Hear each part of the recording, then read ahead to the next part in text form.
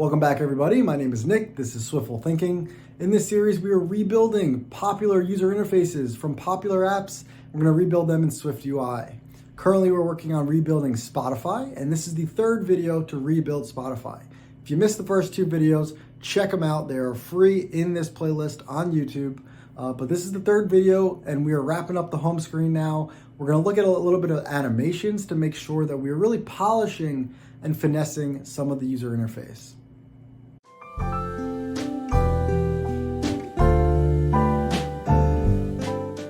All right, guys, we are back. It is Saturday morning, really Friday night at midnight right now. But I'm drinking coffee and I'm feeling good. And I think we got some more code in us. So let's get going. Let's get rocking and rolling. I hope you guys are enjoying this series so far. Starting off a little basic, but we're going to write some really tough code in the next couple of videos. This is where we got so far. Building out the Spotify UI. We got our top category row. It's a horizontal scroll view. It also pins to the top. So as you scroll, it pins up to the top. We have our recent cells here, as well as our new release cell that we made in the last video. Last video was all about creating these reused components and how we can strategically write that code. We're going to wrap up this first view with the rows down here. So as you guys can see in my simulator here, the rows down here are going to be basically a title and then an array of products. So the first thing we're going to do is actually make this cell here, which is really basic. It's just an image and some text. Then we're going to make these rows. We're going to use a custom data model to support this dynamically in our view. We're going to talk a little bit about that. Let's get going here. These cells first, which are super basic. It's literally just an image and some text. Let's right click, create a new file. I'm going to actually create a just generic image title row cell. Click create. I should challenge you guys to build this cell yourself if you want. So if you want to build this cell yourself, we need to add an image at the top and then text at the bottom. You should pass in the image name. You should pass in the text, title text, that's a string. And then we're going to pass in a CG float for the image size. So 3 things to pass into this struct here.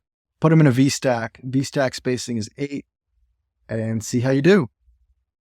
But if you don't want to do it yourself, I'm going to do it really quick. Let's create a var image size of type CG float, set it equal to 100. We'll say var image name of type string and set it equal to constants dot random image and a title of type string. I'm going to make the title optional and set it equal to, let's say, some item name. All right, quickly, let's make a VStack here. Give it some alignment of leading and spacing of 8. Here, let's put in the image loader view with a URL string of the image name. Let's give it a frame and let's add in here the image size and the image size. Delete this. It's going to be on a black background, so we'll just quickly make the preview a ZStack color black. Ignore safe area. And then let's see, below this, we're going to put in the text, the title, and we're going to give it a font of callout, a foreground style of Spotify light gray. You can see this on the screen here. So let's talk about this really quickly before we move on here. So the reason that I passed in an image size here, now most of the time in SwiftUI, you don't want to give a specific image size, just because you want images to be resizable to fill the area that they're going to fill. The problem is when you're building UI components like this that are going to be in some sort of monster scroll view, right? If let's just say this image could be as big as it wanted it to be. All of these images would be way too big, right? You couldn't fit a whole bunch of them on the screen. So oftentimes when you're building these kind of like grid scroll view layouts, it's better to just fix the image size. Even if you don't want to, it's probably worth it just to save you a ton of headaches. Something else I also like to think about when I'm building these complex screens, like this screen has a lot going on here. Like we've kept it simple, but I'm sure Spotify has a lot of fetch requests and things happening in the background of this screen, analytics and things. And when you're building these screens, you want to make sure that they are performant and they are rendering as fast as possible. And so, for example, if we had dynamic cell sizes in here, and every time we were scrolling, the cell sizes were changing, there's a case where that could start to slow down how fast the screen can render, because all these cells are constantly trying to calculate the size of the cell. I find by giving these cells like specific sizes, it often just saves me a ton of time and headaches. The second reason is because if you look at this right now, if I add in the title here, based on this, the text is going to go on forever. And so you can imagine if this was the cell on the screen, the next cell is supposed to start right here, but the text is going to then push the entire cell, and the next one will start, way over here, basically. So what we're going to actually do is just take the frame here, I'm going to copy this, and put it on the entire VStack. So we'll give the VStack the same frame as the image so that it's always nice and neat in the same line. So if I put a background on the cell here, we can see that it is exactly the size of the image, not more or less. After I do that, I actually want to, again, push the text in a little bit from the edges of that frame. So this text, I'll add padding of maybe 4. And then the last thing is a really long text here. The distance between each of these rows would get crazy. Like this text would go way down to here and the next row would be down here. That wouldn't look right. So oftentimes when we're doing this layout, we want to basically make a line limit of maybe 2 or 3 lines so that it gets cut off if it's too much text. So this will be some item name. Let's get rid of the red background. And I think that looks pretty good. Let's use this on our actual screen. I'm going to go back to the home screen, back in our core Spotify home view. So we have the release section, we have the new release section, and then let's get rid of these red cells for now. And we're going to add in here some of our product rows. Let's just start with one row for now. So I'm going to create a VStack, open the brackets. We saw there's the title and then an array of products, right? So at the top here, try to make this bigger, VStack spacing of maybe 8. And let's add text with a product. Again, we're going to need a product. Let's add text here with the category. I'll just put category title for a second. And then below that, we're going to have our scroll view. So we'll do a scroll view. Let's go horizontal. And then again, let's make sure we call the dot scroll indicators of dot hidden. And every time I make a scroll view, I like to create fake cells. So for each 0 to less than 20, item in, rectangle, put it on the screen. Looks like they're vertical. Let's actually make this an H stack. Cool. This entire VStack, the title here, let's give it a font of title. Give it a font weight of semi-bold, make it a little bit bigger. Give it a foreground style of .Spotify white so that we can see it actually. And let's push it to the left. So I'm going to make here a max width frame of infinity. So if I add background here, color.blue, we can see it. And then within that frame, I'm going to add an alignment of leading, so it's on the left edge. Cool. Get rid of the blue background. Let's put on the screen here an image title row cell. And I'm just going to put the default because we don't actually have any data for right now. All right, and these are looking pretty good if you ask me. Now, the next thing we need to talk about is the data model for this row here. When we look at this on the simulator, you can see that there's a title and then an array of product. And then there's a title and an array of products. And you could imagine a situation where your product team is like, hey, we want to make sure that this is reusable so that we could organize these rows in a different order, or we can add different rows, or we can subtract different rows. So we want to be able to change the titles. We want to be able to change the products in the row, not always have it in this set format. So what we're going to do is create a data model that represents this entire row. So all of these products plus the title, and then we're going to loop on the data model. So this will be a data model, and this will be a data model, and then this will be its own data model. So what we're going to do is actually go back to our product file. So earlier in this playlist, we made a product file where we had a product, we had a product array. Down here, we're going to create a struct called product row, and we will open the brackets here. Each product row is going to have a title. So we'll say let title of type string. I'm not going to make this variable and give it a default value because I want to make sure every time I make a row, I'm really passing in a title. This is also going to have an array of products. So say let products of type array of product. And when we loop on these, I'm going to make these identifiable so that we can loop in them very easily. So let's conform to identifiable and let's create an ID here.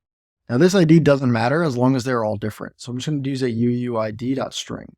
So every row will have its own custom ID, doesn't matter. I'll have a title and I'll have an array of products. So back to our Spotify home view here. I'm going to go up to the top of my screen. And next to the products, I'm going to create another, let's call this product rows. And it'll be an array of product row. Now we don't really have this data in our app, so we're going to mock it up here real quick. I'm going to come down to our get data function where we get all of our products. And we're just going to try to set up some product rows. So the way we're going to do it, first let's create a variable called rows, which is an array of product row. Set it equal to a blank array for now. Let's try to just figure out what we're going to call all of these categories here. So these are actually the brand of the items. So what we're going to do here is try to get all of the brand names from all of the products that we loaded. So here I'm going to say let all brands and set it equal to, we're going to say products.map, and we're going to map these into an array of brand. Now this is an array, right? And so we know that arrays can have duplicates, but we don't want to have duplicate rows with the same brand name. So an easy way to remove duplicates from an array is to actually put it inside a set, because sets cannot have duplicates of the same value. So now we have all the brands that are unique. And let's just go for brand in all brands. For each one, let's just say rows.append. We're going to append a new product row. And so the title will be the brand dot capitalized. And then the products, we can say self.products. So all of the products that we set up here, dot filter for where the brand is equal to the brand that we are looping. And then pass this in here. Cool. Last but not least, let's set the product rows at the top of the screen equal to the rows that we've just created here. All right, I'm going to come back up to our new fake content here. And let's loop on all those product rows. So we're going to say for each product rows, each row, get the title on the screen quickly. Black on black, but it is there. I can see it. Let's cut this and put it inside each of these rows. And we're going to make this, we're going to make the title the row.title. And the H stack, we're going to loop on the row.products. This will be each product in. And then in the cell here, we're going to pass in the size, which will do maybe 120. The image name will be the product.firstImage. Title, we're going to make the product.title. So one thing I noticed when I was building this is that I don't like that there's only one item in some of these rows. So that's why you notice before I have, even though this is the Samsung row, I have all of the products in here. So what I'm actually going to do is just comment this line out and put all of the products in each row, just because it looks a little bit nicer. Cool. Coming back up here, the distance between each of these cells looks really tight. So let's make sure that there is some spacing in there of 16. When we look at these cells, we can see that depending on the text down here, whether it's one line or two lines, it changes the alignment of these cells. So if I put a background color.blue on this H stack, we can see that these cells are center aligned inside the H stack, meaning vertically aligned basically this way. Well, I really want them all to be aligned to the top of the H stack. So here I'm going to add alignment of .top.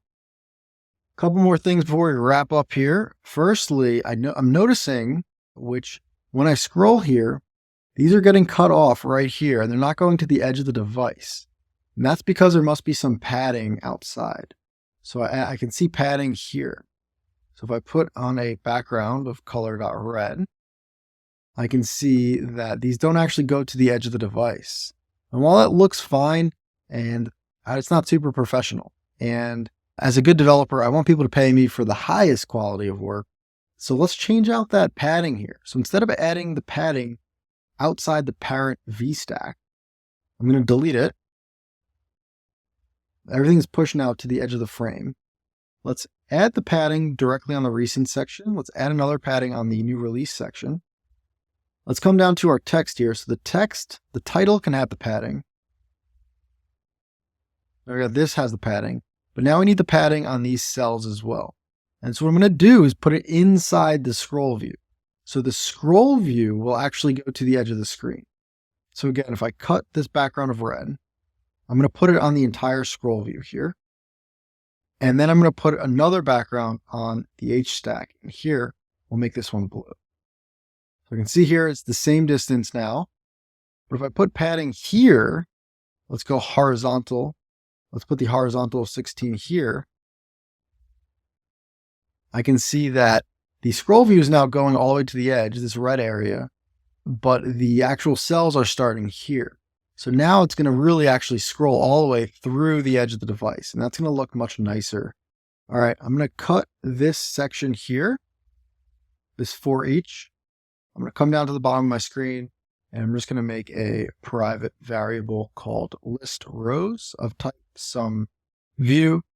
Paste these in here. I think that will compile. Let's come back up and just put the top of the screen here, list rows. So just keeping the body nice and organized, nice and clean. And it looks like we're basically done with this screen. I think it's looking really nice. A couple things before we do wrap up here. Let's add some actions and some buttons so that we can actually go to the next screen. So firstly, when I tap on these recent cells, let's go to the recent cells here. So our recent section. There's no action on these yet, so I'm going to add an action. And I want them to be a little pressable, so when I actually click on them, they move in a little bit. And so that's going to be inside the SwiftUI framework. I have a modifier called .asButton. We're going to cast this as a button. I'll use the press, so it has a kind of press feel to it. So when you click it, it should have a little bit of an indent in it. If you're not using that package, you can create this yourself. Very simple. It's wrapping the object in a button, adding a button style, and that custom button style is basically just changing the scale effect of the button down to like 0.975%. So we're making that a button with a press gesture. And I also want to make these cells down here also have that little UI effect. So down on each of my image title row cells, I'm going to add an as button. Each of these are buttons as well. Looks a little nicer. So that is it for this screen. This screen is looking awesome. The only things we have left in this screen is just the routing, which we're going to do at the very end. And so, yeah, now you guys know how to build a Spotify home screen, or at least get pretty close to it. This video was all about creating these grids on this home screen. Part of the reason I chose the Spotify home screen to start with is because a lot of this UI is very, very common. And dealing with rows that scroll horizontally and vertically is a pretty big undertaking for any developer. Luckily, SwiftUI makes it a little easier, but there's a couple of things to highlight here. Firstly is that the scroll view itself, the entire scroll view, we've put inside a lazy VStack. And that means the rows are loading lazily. So that's important because based on this UI, we could create an infinite amount of product rows. We could literally scroll through hundreds of rows here, right? And so if this was not a lazy stack, we're going to have memory and performance problems. Because the stack is lazy, we can now support an infinite amount of rows. In order to support the data for each of these rows, we made a custom data type. And I think maybe junior developers don't often think enough about, I can just create a quick little struct that holds the data for this row. Rather than trying to customize a product and a title with a string and a tuple, we can just create a quick little struct here and then loop on that. Another thing to point out here is that each of these rows are a H stack. So there's a decision here to make this a lazy H stack or just a regular H stack. I find that a lazy HStack inside a lazy vgrid sometimes has performance implications and it's not super smooth. If I had, hundreds of items in this row, then I would need to find some sort of lazy variation. But if I only have 6, 10 cells in this row, then generally speaking, I can just render them all at once in just a regular HStack and it will be fine.